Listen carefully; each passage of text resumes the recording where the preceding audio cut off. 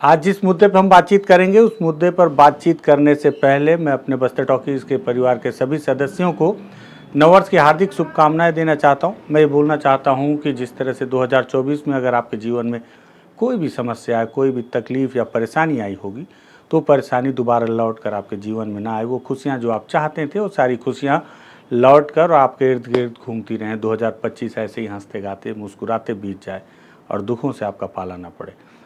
इन तमाम शुभकामनाओं के साथ, क्योंकि हो सकता है आखिर तक आप वीडियो ना देखें, कई बार स्किप कर दें, तो मुझे लगा बधाई पहले दे दूं। तो पहले बधाई है और हमारी पूरी टीम की तरफ से रुद्र हैं और खेमे जो हमारी टीम के साथी जितने लोग हैं सभी के साथ हम आपको बधाई देते हैं। अब बात मुद्दे की करते हैं। 2024 का जो आखिरी दिन था 31 दिसंबर, हमने आपको बताया कि माओवाद पे सरकार कहाँ खड़ी है, जिस तरह से उनका दावा है और जो आंकड़े पुलिस ने दिए उन आंकड़ों पर हमने एक रिपोर्ट तैयार की थी। लेकिन इसी बीच एक जानकारी निकल कर आई थी कि जो हमारे डिप्टी सीएम हैं और साथ ही साथ छत्तीसगढ़ के गृह मंत्री हैं विजय शर्मा, उन्होंने एक बयान दिया और उस बयान के थ्रू उन्होंने ये बताया कि जो माओवादी हैं उन्हें समर्पण करने पर क्या कुछ लाभ होगा। अब तक तो हमने ये आपको बताया कि किस तरह से माओवादियों के खिलाफ एक बड़े ऑपरेशन में सरकार को अब तक सबसे बड़ी सफलता 2024 में मिली।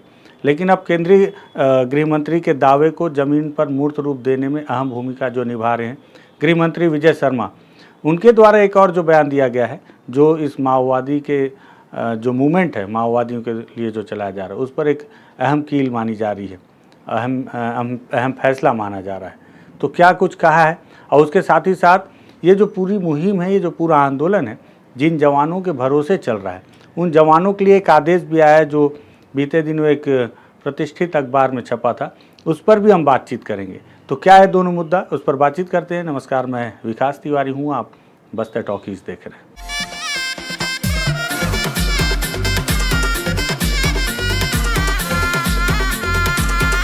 दरअसल छत्तीसगढ़ के गृह मंत्री विजय शर्मा ने बीते दिनों एक बयान दिया पत्रकारों के समक्ष आकर।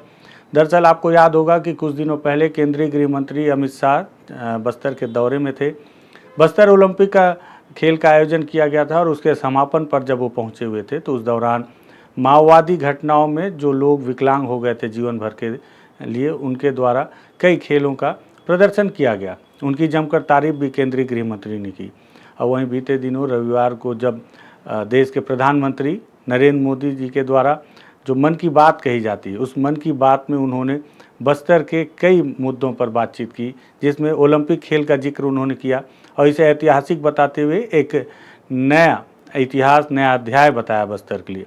साथ ही साथ बस्तर में जो कई लोगों का जिक्र उन्होंने व्यक्तिगत तौर पर किया, जिसमें सुकमा की एक बच्ची है, उससे हमारे साथी गौरव तिवारी ने बातचीत की है बच्ची के साथ। आप चाहें तो उसे भी वीडियो में जाकर देख सकते हैं, पीछे में जाकर। और साथ ही साथ नरेंद्र मोदी जो प्रधानमंत्री जी ने और भी लोगों का जिक्र किया। इस बात की तारीफ करते हुए गृह मंत्री विजय शर्मा ने भी इस बात को दोहराया और बताया कि बस्तर में किस तरह से बदलाव हो रहा है। और कुछ पत्रकारों ने उनसे सवाल पूछा कि माओवाद के मुद्दे पर सरकार क्या सोच रही है। मुठभेड़ में माओवादियों को मारा तो जा रहा है, लेकिन कई बड़ी संख्या है, जो हमने कल बताया कि लगभग 900 की संख्या में माओवादियों ने समर्पण भी किया है। तो समर्पण करने वाले माओवादियों के लिए क्या स्कीम है, साथ ही साथ सरकार इस पर समर्पण नीति पर भी कुछ सोच रही थी। हालांकि पूरी किताब तो नहीं खोली, लेकिन विजय शर्मा ने अपने बयान में कुछ जानकारियां दी हैं। मुझे लगा कि ये माओवादियों से जुड़ी महत्वपूर्ण जानकारी है, इसे भी मैं अपने दर्शकों तक पहुंचाऊं, सभी तक पहुंचाऊं और हर किसी को जानना चाहिए कि क्या अब छत्तीसगढ़ की सरकार और केंद्र सरकार इस मुद्दे पर नया कदम उठाने जा रही है। विजय शर्मा जी ने कहा कि अब जो माओवादी जो समर्पण करेंगे उन पर जितना भी इनाम घोषित किया गया है वो इनाम उन्हें ही दिया जाएगा। मुझे लगता है कि जहाँ तक मेरी जानकारी, इसके पहले भी जो माओवादियों पर इनाम घोषित हुआ करता था वो उन्हें ही मिलता था। हाँ, ये बात दीगर है कि बहुत सारे माओवादी अभी भी ऐसे हैं जिन पर इनाम तो घोषित किया गया था, लेकिन वो इनाम उन तक अब तक उन्हें मिला नहीं है। कागजी कार्रवाई में और प्रक्रियाओं में ये मामला लंबित है। लेकिन विजय शर्मा जी ने कहा कि अब जो माओवादी समर्पण करेंगे उन पर जो इनाम घोषित किया गया है वो उन्हें मिल जाएगा। मुझे लगता है वो तत्काल दिया जाएगा। साथ ही साथ एक जो सबसे बड़ी घोषणा ये है कि जो माओवादी अब समर्पण करेंगे, तो बस्तर के संभाग में 7 जिले हैं, जिसमें 5 जिलों में ऐसे भवन तैयार किए जा रहे हैं। उन भवनों में समर्पण करने वाले माओवादियों को एक अलग स्किल डेवलपमेंट के लिए प्रशिक्षण दिया जाएगा। उन्हें अलग अलग विधाओं में प्रशिक्षित किया जाएगा, जिससे वो अपने जीवन यापन के लिए कोई कार्य कर सकें। इस दौरान 3 वर्ष तक उन्हें 10,000 रुपये प्रतिमाह दिया जाएगा मानदेय के तौर पर, ताकि वो अपना जीवन यापन कर सकें और एक अलग तरीके से एक अपना विधि वो सीख सकें, कोई विधान सीख सकें और उस स्किल डेवलपमेंट के थ्रू वो एक नया जीवन यापन करने में उस काम का सहयोग ले सकें। साथ ही साथ अगर वो हथियार लेकर लौट कर आते हैं, अपने हथियार जो लेकर संगठन में थे, तो उस हथियार के ऊपर जो भी इनाम हो वो इनाम की राशि भी उन माओवादियों को दी जाएगी जो समर्पण करेंगे। और इसके साथ ही साथ उन्हें प्रधानमंत्री आवास योजना के तहत घर दिए जाएंगे, प्लॉट दिया जाएगा और इसके अलावा और भी अन्य योजनाओं का लाभ उन्हें दिया जाएगा। ये तो रहा जो माओवादी समर्पण करेंगे। और इसको लेकर उन्होंने थोड़ी हंसी ठिठोली करते हुए विजय शर्मा जी ने ये भी कहा कि किसी बड़े पत्रकार ने उनसे ये तक कह दिया, तो ऐसे में तो माओवादी बनना ज़्यादा अच्छा है, क्योंकि आप माओवादी बन के समर्पण कर देंगे तो आपको ज़्यादा लाभ मिलेगा। और ये बातचीत का एक महत्वपूर्ण हिस्सा है। मुझे लगा ये जो माओवादियों के लिए एक नई योजना सरकार ला रही है, और उन्होंने कहा कि अभी और भी योजना है जिसका खुलासा वो कर नहीं रहे, आने वाले समय में करेंगे। आने जो माओवादी हैं जो समर्पण करेंगे उनके लिए क्या कहा विजय शर्मा ने, वो आप सुन लीजिए। आप लोगों के समक्ष अनेक बार मैंने विषय रखा है, आज फिर कहता हूँ। जो नक्सलवाद है उस पर अनेक आयामों में काम हो रहे हैं। एक आयाम जिसकी चर्चा होती है वो ऑपरेशन है। दूसरे आयाम है नक्सल पीड़ितों के लिए, नक्सल प्रभावितों के लिए, नक्सल सरेंडर्ड के लिए, नक्सलवाद में लोग न जाएं इसके लिए, और एक ऑपरेशन। ये सारे ही आयाम। तो जो नक्सल सरेंडर्ड हैं उसके लिए माननीय मुख्यमंत्री जी ने बहुत स्पष्टता से घोषणा की, और मैं आपको उसमें से कुछ प्रावधान कहूँ अगर आपसे, तो अब बस्तर के 5 जिलों में ऐसे भवन तैयार हैं जहां पर जब नक्सली सरेंडर करेंगे तो उनको रख करके स्किल डेवलपमेंट किया जाएगा। तो क्या क्या होगा? रहने खाने के लिए 3 वर्षों की व्यवस्था, पहला। दूसरा, स्किल डेवलपमेंट उनका वहाँ होगा। तीसरा, प्रतिमाह 10,000 रुपये उनके दिए जाएंगे। चौथा, उनको जो इनाम उनके ऊपर है वो इनाम उनको ही दिए जाएंगे। पांचवा, जो हथियार वो लेकर के आएंगे उस हथियार के संबंधित जो राशि घोषित है वो राशि भी उनको दी जाएगी। छठवां, उनको प्लॉट जो है वो भी प्लॉट दिया जाएगा। सातवां, उनको प्रधानमंत्री आवास दिया जाएगा। तो एक बड़े पत्रकार से मेरी मुलाकात हुई तो उन्होंने कहा कि ये तो ऐसी स्थिति है कि नक्सली बनना ही अच्छा है, क्या करें। मैंने कहा मतलब आपके मन में अगर ये बात आ गई तो कितनी फैसिलिटीज़ देने के लिए सरकार तैयार हुई है, और इस आग्रह के साथ तैयार हुई है कि मुख्यधारा में आए। एक भी गोली सरकार नहीं चलाना चाहती, मुख्यधारा में आए, परंतु आईडी बिछा करके बंदूक के दम पर गांव की उन्नति रोक देना, इसको कब तक सहा जाएगा। तो ये एक विधा है जिस पर काम हो रहा है सरेंडर्ड के लिए। नक्सल पीड़ित और प्रभावितों के लिए अलग योजना सरकार की बनी हुई है, केंद्र की भी और राज्य की भी। पीड़ित और प्रभावितों के लिए सोशल प्लेटफॉर्म पर भी लोग और आगे बढ़े। सरेंडर कराने के लिए जो अभी तक प्रक्रिया है उससे एक और प्रक्रिया की चर्चा है, शीघ्र मैं आपके सामने उसको भी लेकर के आऊँगा। लोग नक्सली न बने इसके लिए भी प्रारंभ में ही आप सबको ध्यान है, बस्तर से युवाओं को लेकर के रायपुर विधानसभा आदि घुमाने के लिए लाए थे। फिर बस्तर पीड़ित लोगों को लेकर के दिल्ली तक गए थे, राष्ट्रपति जी से, माननीय केंद्रीय गृह मंत्री जी से मुलाकात हुई थी। उसके बाद बस्तर ओलंपिक भी हुआ है।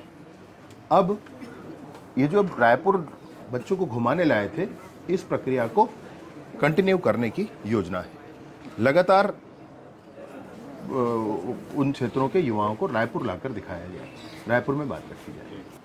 तो सुना आपने छत्तीसगढ़ के गृह मंत्री विजय शर्मा ने किस तरह से बताया कि जो समर्पण करने वाले माओवादी हैं उनके लिए क्या योजना है। साथ ही साथ एक महत्वपूर्ण बात ये भी कही उन्होंने कि ये तो रही बात कि जो माओवादी समर्पण करें उनके लिए कि सरकार क्या सोच रही है और चाह रही है कि सारे लोग वापस आ जाएं। और विजय शर्मा जी का ये भी कहना है कि सरकार चाहती नहीं है कि वो गोली चलाए, किसी की भी हत्या करे या बंदूक से किसी की भी हत्या हो। अब कोई युवा माओवादियों के साथ ना जुड़े, इसको लेकर भी सरकार की एक सोच है। उसको लेकर उन्होंने कहा कि लगातार अंदरूनी इलाके के युवाओं को शहर तक ले जाया जा रहा है। बीते दिनों जिस तरह से कई युवाओं को रायपुर में ले जाकर मॉल तक घुमाया गया, रायपुर के इलाकों से उन्हें परिचित कराया गया। वो युवा जो कभी हिड़मा के गांव पुअर्ती के इलाके से ले जाया गया, वो युवा जो कभी उस इलाके से बाहर निकले ही नहीं, जंगल और केवल उस पगडंडियों तक ही उनके जीवन का रहने का रहन सहन और उनकी जीवन शैली सीमित थी, उन्हें वहाँ से निकालकर रायपुर के उन बड़े चौराहों तक, बड़ी सड़कों तक, बड़ी बिल्डिंगों तक पहुँचाया गया, उन बड़े बड़े शॉपिंग मॉल तक पहुँचाया गया जो उन्होंने सपने में भी नहीं देखा। सपने में भी आप वही देखते हैं जितना जानते हैं। जो चीज़ें आपको पता ही नहीं है उसे आप सपने में भी नहीं देख सकते। वो चीज़ें दिखाई गई जो कभी उन युवाओं ने अपने सपने में देखी तक नहीं थी, ताकि इससे उनके सोचने के तौर तरीके में एक बदलाव आए। चकाचौंध में जाएंगे तो हो सकता है कुछ नया सोचेंगे, इस उद्देश्य से, और ताकि वो माओवादियों के संपर्क में ना आए और आए भी तो उनसे जुड़ने की इच्छा ना रखें, दूर होते जाए। इसके साथ ही साथ जो लोग माओवाद से ग्रसित हैं या उसका दंश झेल रहे हैं या कहीं ना कहीं माओवादियों के द्वारा लगाए गए आईडी प्लांट में जो ब्लास्ट हुए हैं, जो ब्लास्ट में जो घायल हुए हैं या उनके द्वारा अलग अलग तरीके से उनके साथ मारपीट की गई है या नुकसान शारीरिक तौर पर पहुंचाया गया है, पीड़ित किया गया है, उन्हें दिल्ली तक ले जाया गया। दिल्ली में जाकर उन्होंने सबके सामने अपनी आवाज़ रखी, अपनी बात रखी कि वो किस तरह से पीड़ित हैं। इस तरह से सरकार सारी चीज़ें कर रही हैं और लगातार आज 2 कैंप और खुल गए, एक सुकमा में और एक बीजापुर में। इस तरह से कल हमने आपको बताया था कि 2024 में 28 कैंप खुल चुके थे, लेकिन ये कल ही के आंकड़े हैं, जानकारी आज मिली तो इन 2 कैंपों को मिलाकर अब 30 कैंप खुल चुके हैं, जिसमें सबसे ज़्यादा कैंप सुकमा में खुल चुके हैं। कैंप खोलकर माओवादियों के घेरने की कोशिश, जो माओवादी वहाँ से समर्पण करते हैं उनके लिए अलग योजना, इस सब की जानकारी के बीच एक खबर मैंने पढ़ी आज अचानक से। हालांकि इसकी सुगबुगाहट मुझे 1-2 दिन पहले भी मिली थी कि कुछ इस तरह की खबरें, कई बार खबरें छूट जाती हैं, लेकिन आज मुझे मिला तो मुझे लगा उसे भी इस पर जोड़ देना चाहिए ताकि आप उस पर भी सवाल उठा सकें, सोचें, विचारें कि क्या हो रहा है सिस्टम में। देखिए, माओवादियों से एक लड़ाई चल रही है और केंद्रीय गृह मंत्री अमित शाह ने ये दावा किया है कि 31 मार्च 2026 तक इसे पूरी तरह से समाप्त कर दिया जाएगा। लड़ेगा कौन? नेता नहीं, नेता तो सिर्फ बयान देंगे, अधिकारी भी नहीं लड़ेंगे, वो तो सिर्फ दिशा निर्देश देंगे। लड़ेंगे तो सिपाही, जवान जो जंगलों में AK-47 लेके चलते हैं। लेकिन उस बीच में कितनी बड़ी गफलतबाजी है, कितना ऊंच नीच है, इसको लेकर दैनिक भास्कर ने एक खबर छापी थी और ये खबर बहुत महत्वपूर्ण है, इसलिए मुझे लगा कि दैनिक भास्कर को धन्यवाद देते हुए इस खबर को जरूर अपने दर्शकों तक पहुँचाना चाहिए।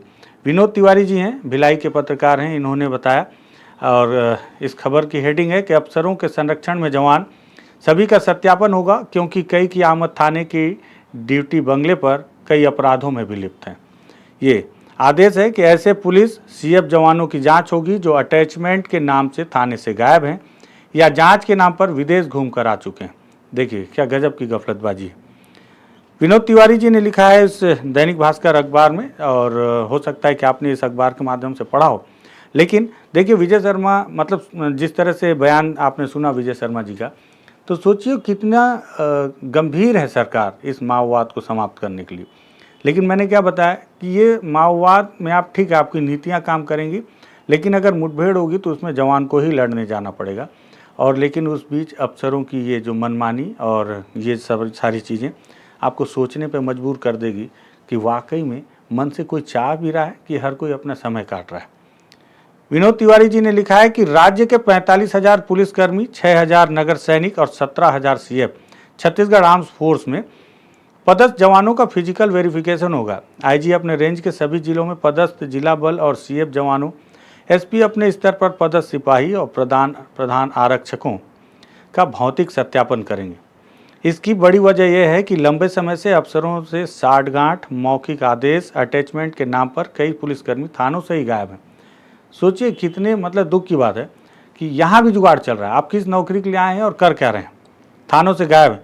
कई जवान तो महादेव सट्टा में संलिप्त होकर दुबई घूमा है। भाई बताओ, महादेव ऐप का आपने नाम सुना होगा, उसमें बहुत हिसाब किताब, पैसे का लेन देन और कई लोग डूब भी गए। उसके नाम पर दुबई घूम के आए कहीं पुलिस वाले। अवैध हथियार की खरीद फरोख्त में शामिल हैं, नशे के सौदागर बन गए हैं। ऐसे कई कारणों से जवानों का वेरिफिकेशन कराया जा रहा है। निर्धारित पात्रता में भी ज़्यादा संख्या में जवान, अफसर, नेता, डॉक्टर, मीडिया कर्मियों के बंगले में भी ड्यूटी कर रहे हैं। बताओ वो कौन मीडिया कर्मी जिसके यहाँ पुलिस के जवान तैनात हैं? ये तो बहुत शर्मिंदगी वाली बात है। मतलब मीडिया वालों को क्या ज़रूरत है पुलिस के जवानों की? आपको भी सुरक्षा की आवश्यकता है। खास बात यह भी है कि रिटायर्ड अफसरों के बंगलों पर भी इनकी तैनाती है, जिन्हें आने जाने अलग से वाहन दिया गया है। नियमानुसार रिटायरमेंट के 6 माह बाद बंगला, गाड़ी और जवानों की सुविधा अफसरों को नहीं मिलनी चाहिए। प्रोटेक्शन रिव्यू ग्रुप PRG के बने नियमों की भी धज्जियां उड़ाई जा रही हैं। अफसरों ने बिना पात्रता वाले नेताओं को भी सुरक्षा मुहैया करवाई है। वेरिफिकेशन के बाद नए सिरे से जवान और संसाधनों का इस्तेमाल तय किया जाएगा। हालांकि अन्य राज्यों में होने वाले चुनाव के लिए करीब 250 से ज़्यादा जवानों को बंगले और अफसरों के यहाँ वापस बुला लिया गया है। सिर्फ रायपुर में 104 लोगों की सुरक्षा में 804 जवान तैनात हैं। विधायक, पूर्व मंत्री, मीडियाकर्मी, आईएएस, पूर्व मंडल और आयोग के अध्यक्षों के घरों पर सिर्फ रायपुर में ही 804 जवानों को तैनात किया गया है। ये जवान जिला बल, सीएएफ, सुरक्षा वाहिनी में पदस्थ हैं। वीआईपी सुविधा में 47 वाहन भी लगी हुई है।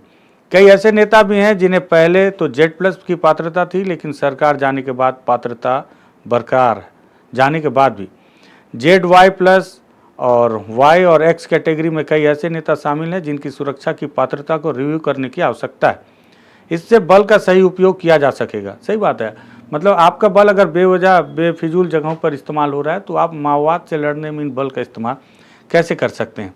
कई पुलिसकर्मी ऐसे हैं जो जिला छोड़कर अफसरों से दूसरे जिले में अटैचमेंट में ड्यूटी कर रहे हैं, जबकि नियमानुसार आरक्षक आईजी के विशेषाधिकार के बाद ही दूसरे जिले में तैनाती पर जा सकते हैं।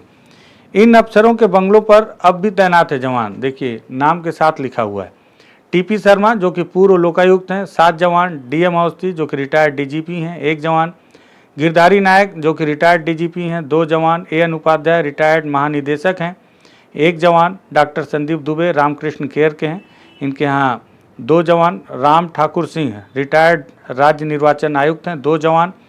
MK राय पूर्व मुख्य सूचना आयुक्त हैं, 2 जवान। सुनील कुजूर पूर्व मुख्य सचिव, इनके यहाँ भी 2 जवान। RP मंडल ये भी पूर्व मुख्य सचिव, इनके यहाँ 2 जवान। RK विज हैं, रिटायर्ड स्पेशल डीजी हैं, इनके यहाँ 2 जवान। पुलिस विभाग से मिली जानकारी के अनुसार ये इस दैनिक भास्कर के अखबार में छपा है। मौखिक आदेश पर चांदी काट रहे हैं पुलिसकर्मी, इनका कहना है। बड़ी संख्या में पुलिसकर्मी सभी जिले में मौखिक आदेश का हवाला देकर अफसरों के साथ अटैच हैं, बंगलों में ड्यूटी कर रहे हैं। ऐसे जवान अफसरों के ट्रांसफर होने के बाद भी बंगले पर ही तैनात रहते हैं। कई तो ऐसे भी हैं जो अधिकारियों के साथ अटैचमेंट के नाम पर दूसरे जिले भी चले जाते हैं। पुलिस लाइन में अटैच आरक्षक भी अधिकारी और नेताओं से साठगांठ करके थाने में मौखिक आदेश पर अटैच हो जाते हैं। वाहिनी और एसटीएफ के जवान भी शामिल हैं। सीएफ, सुरक्षा वाहिनी, नगर सेना और एसटीएफ का बल भी अधिकारी और नेताओं के बंगले पर ड्यूटी पर तैनात है।